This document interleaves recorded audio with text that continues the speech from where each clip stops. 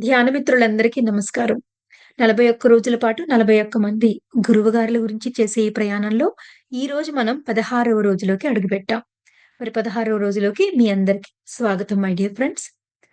ఈరోజు నేను చెప్పబోదాం అనుకుంటున్న గుర్తు చేసుకుందాం మరొక్కసారి ఆయన ఔన్నత్యాన్ని గుర్తు చేసుకునే గురువుగారు ఎవరంటే అన్నమాచార్యుల వారు. మరి అన్నమాచార్యుల వారంటే తెలియని వాళ్ళు ఎవరు ఉండరు. ఆయన కీర్తనలు అంతలా అందరి ఇళ్లల్లోనూ మ్రోగుతూనే ఉంటాయి. ఇప్పటికి మోగుతూనే ఉన్నాయి. ఎప్పటికి అలాగే ఉంటాయి. మరి అంత గొప్ప సంకీర్తనాచార్యుల వారు అన్నమయ్య గారు. మరి అన్నమయ్య గారు నాకెలా పరిచయం అంటే, నాకు మాటలు వచ్చే సమయానికే అన్నమాచార్య కీర్తనలు కూడా మాటలతో సమానంగా నేర్చుకోవడం మా అమ్మగారి ద్వారా నేను మొదలుపెట్టాను. మరి ఆ రకంగా నాకు చిన్నప్పటి నుంచి ఎన్నో అన్నమాచార్యుల కీర్తనలు నేర్చుకునే అదృష్టం దక్కింది. అయితే ధ్యాన పరిచయం అయిన తర్వాత అన్నిటిలోనూ ఉన్న అంతరార్థాన్ని గ్రహించే ఫేజ్‌లోకొచ్చిన తర్వాత, అప్పుడు అన్నమాచార్య కీర్తనలని పాడుకుంటుంటే, వింటుంటే, అప్పుడు ఆయన ఎంత అద్భుతంగా రాశారో, ఎంత అంతరార్థాలున్నాయో, ఎంత విలువైన సత్యాలతో ఈ కీర్తనలన్నిటిని నింపారో, ఎంత జ్ఞానం ఉందో అప్పుడు మాకు ఇంకా బాగా అర్థమైందనమాటండి. సో, ఆ రకంగా అన్నమాచార్యుల వారు నాకు పరిచయం సంగీత సాధన ద్వారా, కీర్తనల ద్వారా. మరి ఈరోజు అన్నమాచార్యుల వారి గురించి, ఆయన జీవితంలోని విశేషాలు, ఆయన కీర్తనల్లోని కొన్ని విశేషాలు కూడా తెలుసుకునే ప్రయత్నం చేద్దాం. అన్నమాచార్యుల వారు 15వ శతాబ్దానికి చెందినవారు. ఆయన మే 9, 1408 సంవత్సరంలో వైశాఖ పూర్ణిమ రోజున పుట్టారు. వాళ్ళ తల్లిదండ్రులు పిల్లలు లేక ఎన్నాళ్ళ నుంచో ఎంతగానో ఆ విష్ణుమూర్తిని, ఆ వెంకటేశ్వర స్వామిని ఎంతగానో ఆరాధించి, ఎన్నో సంవత్సరాల పాటు తపనబడిన తర్వాత, ఒకానొక రోజు తల్లిగారి పేరు లక్కమాంబ గారు. లక్కమాంబ గారు నిద్రపోతున్నప్పుడు, ఆ వెంకటేశ్వర స్వామి కల్లోకొచ్చి, "ఎందుకు లక్కమాంబ నువ్వింత ఆవేదన పడుతున్నావు? నీకు మంచి బిడ్డ పుడతాడు" అని చెప్పి, ఆయన యొక్క నందకము అంటే ఖడ్గం అనమాట. పొడుగైన ఖడ్గం. ఆ నందకాన్ని గర్భంలో తన కడుపులోకి ప్రవేశపెట్టినట్టుగా ఒక డ్రీమొస్తుందనమాట ఆవిడకి. ఆ డ్రీమొచ్చిన తర్వాత ఆవిడ కన్సీవ్ అవుతారు. అలాగా ప్రీ కన్సెప్షన్ డ్రీమ్‌తో మనకి బుద్ధుల వారి తల్లికి ఎలాగైతే ఒక ప్రీ కన్సెప్షన్ డ్రీమొస్తుందో, అలాగే డ్రీమొచ్చి లక్కమాంబ గారికి, లక్కమాంబ గారు, నారాయణ సూరి గారు తల్లిదండ్రులు. వీళ్ళకి వైశాఖ పూర్ణిమ రోజు అన్నమాచార్యుల వారు జన్మించారనమాటండి. అయితే చిన్నప్పటి నుంచి ఆయన ఎప్పుడూ కూడా వాళ్ళ అమ్మగారు హరికి సంబంధించిన కథలు, పురాణ గాథలు అవన్నీ చెప్తూనే పడుకోబెట్టేవారట. ఆయన చిన్నప్పుడు అన్నం తినిపించడం అంటే చాలా కష్టంగా ఉండేదటండి ఆయనకి. కానీ ఆయన హరినామం చెప్పినా, అలాగే ఆ కథలు చెప్పినా ఆయన వెంటనే భోంచేసేవారట. ఆ హరినామాలు చెప్పకపోయినా, కథలు చెప్పకపోయినా ఆయనకి భోజనం తినిపించడం చాలా కష్టమైపోయేదట. చిన్నప్పటి నుంచి కూడా అంత భక్తి పారవస్యంలోనే ఉండేవారనమాటండి. ఆ ప్రకృతిలో ఎక్కువగా గడుపుతూ ఆయనకాయనే ఆసువుగా ఏవేవో పాటలు పాడుకుంటూ ఉండేవారట చిన్నప్పటి నుంచి. అయితే ఒకసారి ఏమైందంటే ఆయనకి ఒక 10, 12 సంవత్సరాల వయసున్నప్పుడు ఆహ్, దర్భలు తీసుకురమ్మని, కొంచెం గడ్డి తీసుకురమ్మని ఆయన్ని పంపించారనమాట కొండ మీదకి. ఆయన కొండ మీదకెళ్ళి ఆ దర్భలవి కోస్తుండగా చెయ్యి తెగిపోతుందనమాట. తెగిపోయి కట్టవుతుంది కత్తికి. కట్టయి ఇంకా చిన్న పిల్లాడు కదా! కట్టయిపోతుంది. కట్టయిపోయి అలా రక్తం కారుతూ ఉండగా ఒక్కసారిగా గోవిందనామ స్మరణ వినిపిస్తూ కొంతమంది సమూహం కింద వెళ్తా ఉంటారనమాటండి. వాళ్ళందరిని చూసి మీరెక్కడికి వెళ్తున్నారు అని అడుగుతారు. అడిగితే మేము తిరుపతి వెళ్తున్నాము అంటారనమాట. తిరుపతి వెళ్తున్నాము అనంగానే మీకు రమణ మహర్షికి అరుణాచలం అనే మాట వినిపించగానే ఆయన ఎళ్ళిపోవాలన్న తపన ఎలా కలుగుతుందో, అలా అన్నమయాచార్యుల వారికి ఆ తిరుమల పేరు వినిపించగానే అక్కడికి వెళ్ళాలి, వెళ్ళిపోవాలన్న తపన ఆయనలో మొదలైందనమాటండి. చిన్నప్పటి నుంచి ఆయనకి డ్రీమ్స్ కనిపించడం, డ్రీమ్స్‌లో హరికి సంబంధించిన, ఆ వెంకటేశ్వర స్వామికి సంబంధించిన కాలింగు అవన్నీ ఉండేవి గానీ ఆయనకి పూర్తిగా అర్థమయ్యేది కాదనమాట. కానీ ఎప్పుడైతే ఈ కొండకి వెళ్ళే వాళ్ళు చూసారో, తిరుపతి వెళ్తున్నామన్నారో, వెంటనే ఆ కత్తి అంతా అక్కడ పడేసి వాళ్ళు కూడా తిరుమల వెళ్ళడం మొదలుపెట్టారు. అలాగే వెళ్తూ ఉంటే మొత్తం 7 కొండలెక్కే ప్రయాణం కదండీ! ఈయనేమో చిన్న పిల్లాడు అలా ఎక్కుతూ మధ్యలో ఒక చోట ఎక్కలేక ఇప్పుడున్నంత సౌకర్యవంతమైన దారి అప్పుడు 15వ శతాబ్దంలో లేదు. ఒక చోట ఎక్కలేక ఆయన జారిపోయి మళ్ళీ కిందకి పడిపోతారనమాట. కిందకి పడిపోతే అప్పుడు స్వయంగా అమ్మవారే వచ్చి ఆయన్ని పిలిచి ఆయనకి లేపి, "నువ్వు ఈ పవిత్రమైన కొండ మీద నువ్వు చెప్పులతో వస్తున్నావు. ఇదంతా కూడా శాలిగ్రామ శిల. నువ్వు ఈ చెప్పులు విప్పేసి నీ బేర్ ఫూట్‌తో కనుక నువ్వు నడిచావంటే అప్పుడు నీకు దీని మహత్యం ఏంటో అర్థమవుతుంది" అని చెప్పి ఆయనకి ఆ తిరుమల లడ్డూ ప్రసాదం అది పెట్టి వెళ్లారట. అప్పుడు ఆయన ఆ చెప్పులు తీసి పడేసి, అప్పుడు నడవడం మొదలుపెడితే, ఆయనకి ఆ కొండెక్కే దారిలోనే మొత్తం ఆ కొండతో ఏకత్వము, ఆ ట్రీస్‌తో ఏకత్వము, అక్కడ మనందరి కళ్ళకి కనిపించకుండా మారు రూపంలో, చుట్ల రూపంలో, రాయల రూపంలో ఉన్న ఎంతమంది మహా ఋషులు అక్కడ తపస్సు చేసుకుంటూ ఉన్నారో, వాళ్ళందరూ ఆ దేవతామూర్తుల దర్శనము, వాళ్ళందరితో ఏకత్వము, అలా ఎన్నో అఖండమైన, అద్భుతమైన అనుభవాల సరళిలో ఏకత్వంతో ఆయన కొండ మీదకెళ్లారనమాటండి. అలా ఒక మహా అద్భుతమైన అనుభవం ఆయనకి కొండెక్కేటప్పుడే మొదట్లోనే కలుగుతుందనమాట. ఆ తర్వాత ఇంకా కొండ మీదకి వెళ్ళిన తర్వాత అక్కడ 16వ ఏటలో ఆయనకి డ్రీమ్‌లో మొత్తం ఆస్ట్రల్ ట్రావెల్ జరుగుతుందనమాటండి. ఆస్ట్రల్ ట్రావెల్ జరిగి వెంకటేశ్వర స్వామి కనిపిస్తారు. మీకందరికీ గుర్తే ఉంటుంది. సాంగ్ కూడా ఉంటుంది మనకి 'అన్నమయ్య' సినిమాలో. కలగంటి కలగంటి ఇప్పుడిటు కలగంటి ఎల్లలోకములకు అప్పడగు తిరువేంకటాద్రీసుగంటి ఇప్పుడిటు కలగంటి. ఆ పాట ఆ కీర్తనని ఆయన ఆ దర్శనం పొందిన తర్వాత రాస్తారనమాటండి. అలాగే ఆయనకి ఘన విష్ణుయతి అని అక్కడ తిరుపతి కొండ మీద ఉండేవారే వైష్ణవ దీక్ష ఇచ్చారు. అప్పటి నుంచి ఆయన వైష్ణవ దీక్ష తీసుకొని అక్కడే ఉండి ఆ కీర్తనలు రాస్తూ, పాడుతూ ఉంటే అవి అలా అలా గుడిలోకి కూడా వచ్చిన తర్వాత ఆయన్ని లోపల పిలవడం, అక్కడ కూర్చోబెట్టి ఆ పాటలు రోజు ఆయన చేత కీర్తనలు పాడించడం. ఆ గుడిలో కూర్చొని ఆయన ఆనంద పారవస్యంతో ఎన్నో ఎన్నో కీర్తనలు ఆ చిన్న వయసు నుంచి పాడుతూ ఉండేవారనమాట. అలా వాళ్ళ తల్లిదండ్రులేమో ఈ అబ్బాయి వెళ్ళిపోయారు కదా! ఎక్కడ, ఎక్కడ అని వెతుక్కొని, వెతుక్కొని ఆఖరికి తిరుపతి చేరుకుని, ఆ తిరుపతిలో అన్నమయ్యని కలుసుకుంటారనమాటండి. కలుసుకున్న తర్వాత మళ్ళీ వాళ్ళు ఇంటికి తీసుకెళ్ళి ఆయనకి వివాహం చేయడం జరుగుతుంది. ఆయనకి వివాహం చేసినప్పుడు తిరుమలమ్మ, అక్కలమ్మ అని ఇద్దరు భార్యలు ఆయనకి ఉంటారనమాటండి. వివాహం చేస్తారు. వాళ్ళు కూడా ఎంతో గొప్ప సాధకులు ఆ భార్యలు కూడా. అయితే తర్వాత పెళ్లయిన తర్వాత కూడా అహోబిలం దగ్గరికి వెళ్లి, అహోబిలంలో ఉన్న ఆహ్, సుతగో సుతగోపముని గారు. అహోబిలంలో ఉన్న సుతగోపముని వారి దగ్గర నరసింహ మంత్రాన్ని తీసుకుంటారనమాటండి. ఆ నరసింహ మంత్రాన్ని ఎంత గొప్పగా సాధన చేస్తారంటే ఆయన, ఆ నరసింహ మంత్రం యొక్క సిద్ధి పూర్తిగా ఆయనకి లభిస్తుందనమాట. అంటే ఆయన మంత్రసిద్ధులైనప్పుడు ఏమవుతదంటే అండి, దానికి సంబంధించిన కొన్ని శక్తులు వాళ్ళలో ప్రవేశించబడతాయన్నమాట. అలాగా ఆయన మంత్రసిద్ధిని పూర్తిగా పొందిన మహానుభావుడు. అందులో ఆ నరసింహ మంత్రం యొక్క సిద్ధి అనమాటండి. అలాగే వేల వేల కీర్తనలు. ఆయన ఎప్పుడూ కూడా ఆ ఉన్న సత్యాన్ని గొప్ప వాళ్ళ నుంచి మామూలు వాళ్ళ వరకు అందరికి అర్థమయ్యేలాగా అంటే ఆయన రచనా శైలి ఎలా ఉండేదంటే సంస్కృతం సంస్కృతంలో రాసేవారు. చాలా హై ఎండ్ తెలుగు పండితులు మాత్రమే అర్థం చేసుకునే తెలుగులో ఉండేవి. చాలా సరళమైన తెలుగు భాషలో ఉండేవి. జానపదంలో ఉండేవి. అన్ని రకాల లెవెల్స్‌లో ఉన్న ఆ భాష యొక్క ఆ లెవెల్స్ ఏవైతే ఉన్నాయో అన్ని లెవెల్స్‌లోనూ ఆయన కీర్తనలు అన్ని స్థాయిల వాళ్ళకి అర్థమయ్యేలాగా ఆయన రాసేవారనమాటండి. అంతేకాదు ఆయన కీర్తనల్లో ఎంతో ఒక ఆధ్యాత్మిక విప్లవం కనిపిచ్చేది. కులమత విభేదాల్ని మొత్తం కట్టిపెట్టమని చెప్పేసి ఆయన రాసేవారు. అలాగే తత్వ శాస్త్రాన్నంతా కూడా వేద సారాన్నంతా కూడా రాసేవారు. ఆ పురాణ గాథలనంతా కూడా రాసేవారు. ఆ నామ మహత్యాన్ని రాసేవారు. యోగ స్థితుల గురించి రాసేవారు. ఆ జీవితానికి సంబంధించిన నీతులేంటి? ఎలాగ జీవించాలి? అనే దాని గురించి రాసేవారు. మనం మోహంలో, మాయలో ఎలా పడిపోతూ ఉంటాము. దాని నుంచి ఎలా బయటికి రావాలని రాసేవారు. అలాగా ఆయన కీర్తనల్లో ఆయన టచ్ చెయ్యని అంశం అంటూ ఏదీ లేదనమాటండి.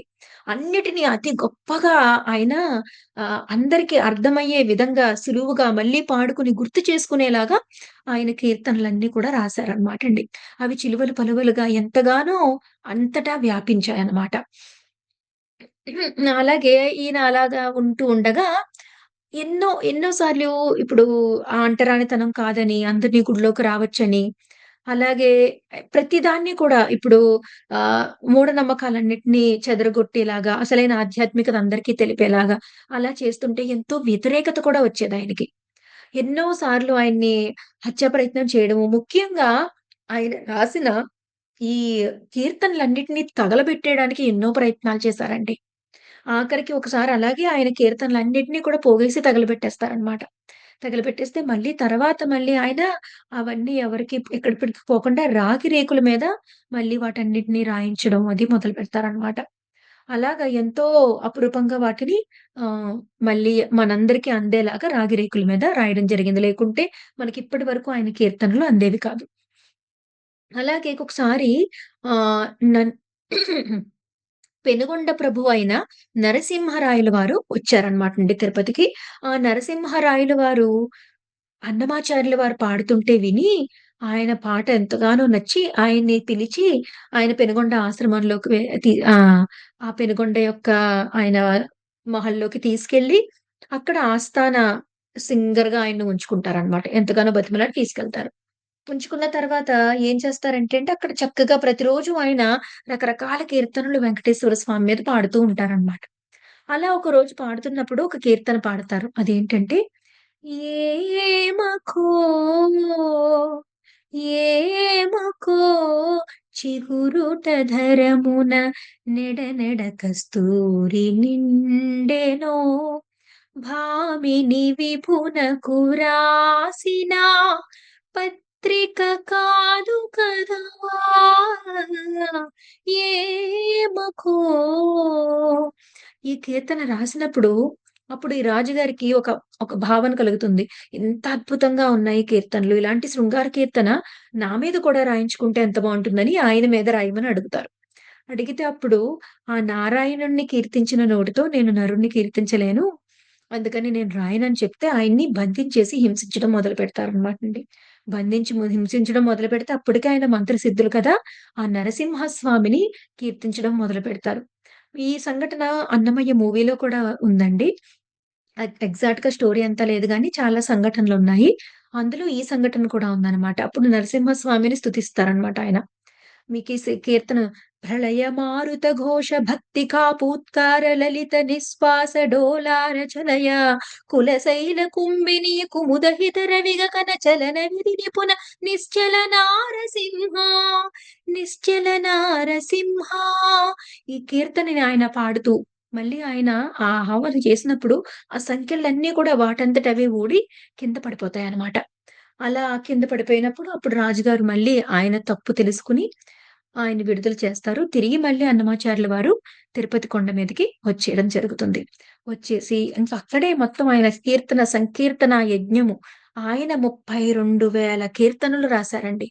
32,000 కీర్తనలంటే కనీసం రోజుకి 1, 2 కీర్తనలన్నా రాసుంటారు. రాసింది రాయకుండా, రాసిన టాపిక్ మీద రాయకుండా, వైవిధ్యంగా ప్రతి దాంట్లోనూ ప్రాస మారుతూ, ఆ భాష మారుతూ అన్ని రకాల వైవిధ్యాలతో ఆయన రాసిన కీర్తనలు మహా అద్భుతం అన్నమాటండి. ప్రస్తుతానికి మనకి కేవలం 14,000 కీర్తనలే ఉన్నాయి. ఆ రాగి రేకులను కూడా తర్వాత కొంతమంది ఔన్నత్యం తెలుసుకోలేక కరిగించేయడం అది జరిగింది.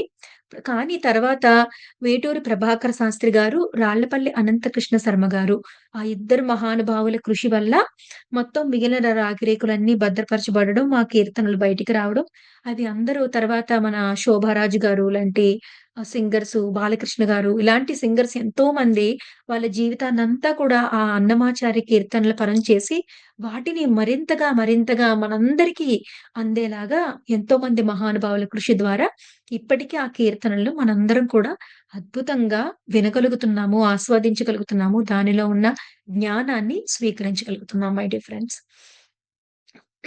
అలాగే ఈయన కేవలం సంకీర్తనలే కాదండి, శతకాలు కూడా రాశారు.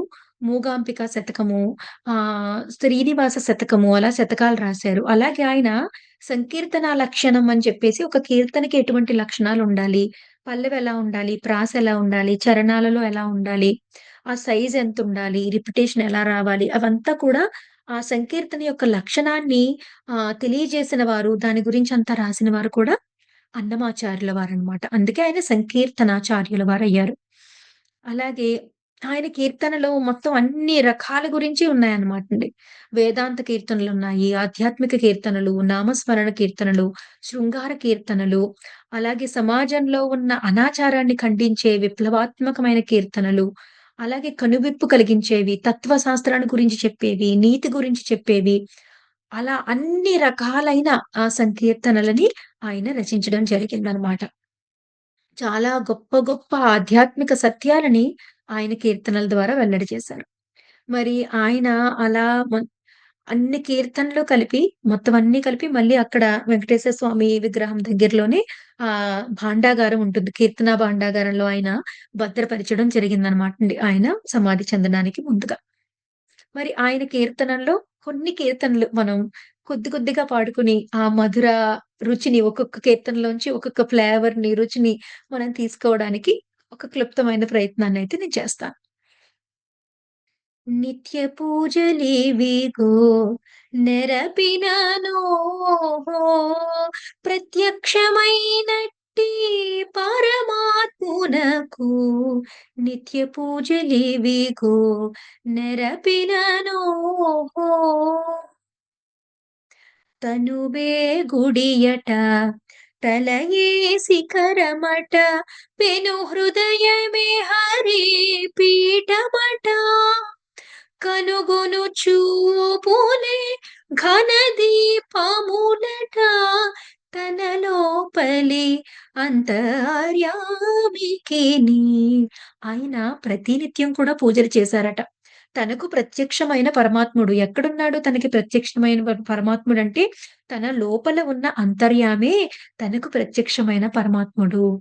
ఆయన్ని కొలవడానికి శరీరమే గుడి, నా శిరస్సే శిఖరము, నా హృదయమే పీఠము, నా చూపులే దీపాలు అని చెప్పి ఆ అంతర్ముఖ సాధన ఎలా చేయాలో, ధ్యాన స్థితుల్లోకి ఎలా మునగాలో, మనలో ఉన్న అంతర్యామిని ఎలా తెలుసుకోవాలో అద్భుతంగా వివరించారు ఈ కీర్తనలో. అలాగే ఆయన సర్వాంతర్యామి అంతటా నిండి ఉన్నారు అన్నదాన్ని ఆ చక్కటి జోలపాటలో మన శ్వాసలో కూడా ఉన్నారు. అంతటా కూడా నిండి ఉన్నారన్న దాన్ని ఎలా చెప్పారో చూద్దాం. అలర చంచలమైన ఆత్మనందుండ నీ కలవాటు చేసెని ఉయ్యాల పలుమార్లు ఉచ్ఛ్వాస పవనమందుండ నీ భావము తెలిపెని ఉయ్యాల ఉయ్యాల ఉయ్యాల అదనాకాశపదమడ్డదూలంబై అఖిలాండము నిండె ఉయ్యాల. ఆ ఆకాశపదమే అడ్డదూలమయ్యి అఖిలాండము నిండిపోయింది ఆ ఉయ్యాల. ఆ భగవంతుని యొక్క ఉయ్యాల. అంటే మొత్తం అంతా కూడా దివ్యత్వమే, ఏకత్వమే, భగవత్ తత్వమే అనే దాన్ని ఈ కీర్తనలో అద్భుతంగా వివరించారు. ఆ ఉచ్ఛ్వాస పవనంలో నువ్వుంటూ ఉంటే, ఆ శ్వాసలో నువ్వు కొలిసి అలా ధ్యాన సాధనలో చేస్తూ ఉంటే, ఆ భావన అంతా కూడా నీకు తెలుస్తూ ఉంటుంది. పలుమార్లు ఉచ్ఛ్వాస పవనమందుండ నీ భావము తెలిపే ఈ ఉయ్యాల. నీ భావనే ఈ ఉయ్యాల ఏంటో, అఖిలాండము ఎలా నిండి ఉందో నీకర్థమయ్యేలా చేస్తుంది. ఆ ఉచ్ఛ్వాస పవనంలో ఉండు. నీలో జరిగే ఈ శ్వాస అనే ఉయ్యాలలో నువ్వు మునుగు. అఖిలాండములో నిండి ఉన్న ఆ ఉయ్యాల గురించి తెలుస్తుందని ఎంతో అద్భుతంగా ఈ కీర్తనలో రాశారు మరి. అలాగే ఒక మనిషి జన్మ ఎత్తినప్పుడు దానిని సాధనకు ఉపయోగించుకోకుండా ఉంటే, అన్నీ మరిచిపోతే, ఆ మరుపులోనే జీవితం జీవించేస్తే ఆ మనిషి జన్మెత్తిన ఫలితం ఏముంది అని అడుగుతున్నారు. ఎక్కడి మానుష జన్మం బెత్తిన ఫలమేమున్నది నిక్కము నిన్నే నమ్మితి చిత్తంబికను నీ చిత్తంబికను మరువను ఆహారమును మరువను సంసార సుఖము మరువను ఇంద్రియ భోగము మాధవని మాయా మరిచెద సుజ్ఞానంబును మరచెద తత్వరహస్యము మరచెద గురువును దైవము మాధవని మాయా ఎక్కడి మానుష జన్మం బెత్తిన ఫలమేమున్నది నిక్కము నిన్నే నమ్మితి చిత్తంబికను. ఆ మాయలో గనక పడిపోతే మర్చిపోవాల్సినవి మర్చిపోకండా ఉన్ మర్చిపోవాల్సి మర్చిపోవాల్సినవి మర్చిపోకుండా, గుర్తుంచుకోవాల్సినవి మర్చిపోతూ ఉంటే, అలా చేస్తే గనక ఈ మానవ జన్మెత్తిన ఫలితమే ఉండదు. ఈ మాయ అనేది మనల్ని కమ్మేస్తుంది. ఆ మాయలో పడిపోతే జన్మ వృధా అయిపోతుంది అని చెబుతున్నారు. ఈ అద్భుతమైన కీర్తన ద్వారా. అలాగే సత్యాన్ని తెలుసుకుంటేనే మోక్షము. మరి ఆ సత్యాన్ని తెలుసుకపోతే మనమంతా కూడా బంధంలో జీవిస్తాము అని ఎంతో అద్భుతంగా మోక్ష బంధ స్థితుల గురించి ఈ కీర్తనలో వివరించారు అన్నమయ్యల వారు. తెలిసితే మోక్షము తెలియకున్నా బంధము కలవంటిది బ్రతుకు ఘనునికిని ఘనునికిని తెలిసితే మోక్షము తెలియకున్నా బంధము. ఆ! అనయము సుఖమేడది అవల దూఖమేడది తనువుపై ఆశలేని తత్వమతికిని పొదిగితే పాపమేది పుణ్యమేది కర్మయందు వనరక ఫలముల్లని యోగికిని యోగికిని తెలిసితే మోక్షము తెలియకున్నా బంధము. సుఖమేది, దుఃఖమేది, పాపమేది, పుణ్యమేది, అసలైన ఆ జ్ఞాన్ సత్యాన్ని తెలుసుకుంటే అప్పుడు ఏది మనకంటదు. మొత్తం మోక్షమే, మొత్తం విడుదలే అని చెప్తున్నారు అన్నమాచార్యుల వారు. అలాగే ఈ జీవితం అంతా నిజమనుకుంటున్నారేమో! ఈ జీవితం ఒక నాటకం. 4 రోజుల్లో ముగిసిపోయే నాటకం అని చెప్తున్నారు. ఈ నాటకాన్ని మనం సరైన విధంగా ఆడకపోతే దీన్నే నిజమనుకుంటే తిరిగి తిరిగి మళ్ళీ నాటకంలోకే లాగబడతాము అని చెప్తున్నారు అన్నమయ్య.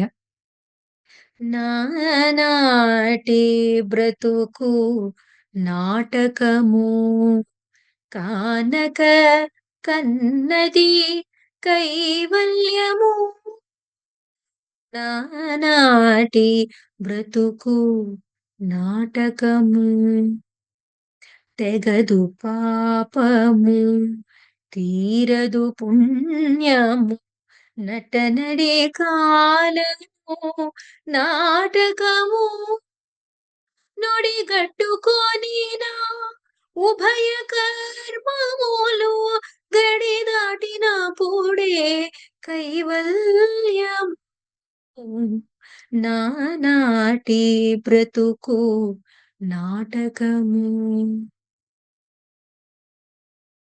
ఒక్కొక్క కీర్తన, ఒక్కొక్క అద్భుతం, ఒక్కొక్క జ్ఞాన భాండాగారం మై డియర్ ఫ్రెండ్స్. ఆయన చెప్తున్నారు, జ్ఞానాన్ని సంపాదించుకోవడమే మోక్షానికి మార్గము అని. జ్ఞానయజ్ఞమీ గతి మోక్ష సాధనము. నానార్థములా నిన్నే నడపే మా గురుడు. జ్ఞానయజ్ఞమీ గతి మోక్ష సాధనము. మోక్ష సాధనకి మనం ఎక్కడో గుళ్ళు గోపురాలు తిరగక్కర్లేదు. ఏ నదుల్లోనూ మునక వేయక్కర్లేదు. యజ్ఞ యాగాలు చేయక్కర్లేదు. జ్ఞానం సంపాదించుకోవడం అనే యజ్ఞాన్ని చేయండి. అదే మోక్షానికి సాధనము అని చెప్తున్నారు అన్నమాచార్యులు. అలాగే ఆ హరికి అందరి బ్రతుకులు తెలుసు. ఎవరెవరి గురించో తెలుసుకుంటూ, ఎందుకు మీ సమయాన్ని వృధా చేసుకుంటున్నావు? ఆ హరినే తెలుసుకోండి అని చెప్తున్నారు ఈ కీర్తన ద్వారా. హరియే ఎరుగును అందరి బ్రతుకులు 20 అతని ఎరుగుటే మేలు హరియే ఆయనకే తెలుసు అందరి జీవితాలు. ఎవరి గురించో తెలుసుకోవద్దు. డైరెక్ట్‌గా మనం ఆయన్నే తెలుసుకుందాము. అప్పుడు మనకంతా తెలిసిపోతుంది అని చెప్తున్నారు. అలాగే ఆ పరబ్రహ్మానికి అంతా ఒక్కటే. ఇందులో హీనము, అధికము అనేది లేదు. అందరు మనుషులు సమానమే అని చాటి చెప్పారు. ఎలుగెత్తి చెప్పారు ఈ కీర్తన ద్వారా. బ్రహ్మమొక్కటే పరబ్రహ్మమొక్కటే పరబ్రహ్మమొక్కటే పరబ్రహ్మమొక్కటే. కందువగు హీనాదికములిందు లేవు. అందరికి శ్రీహరే అంతరాత్మ. ఇందులో జంతుకులమంతానొకటే. జంతుకులమంతానొకటే. జంతువులు కూడా సమానమైన వాళ్ళే. వాటి ప్రాణాలు మన ప్రాణాల కంటే తక్కువ ఏమాత్రం కాదు మై డియర్ ఫ్రెండ్స్. ఇందులో జంతుకులమంతానొకటే. అందరికి శ్రీహరే అంతరాత్మ. తందనానాహి తందనానా పురే తందనానా భళ తందనాన భళ తందనాన భళ తందనాన.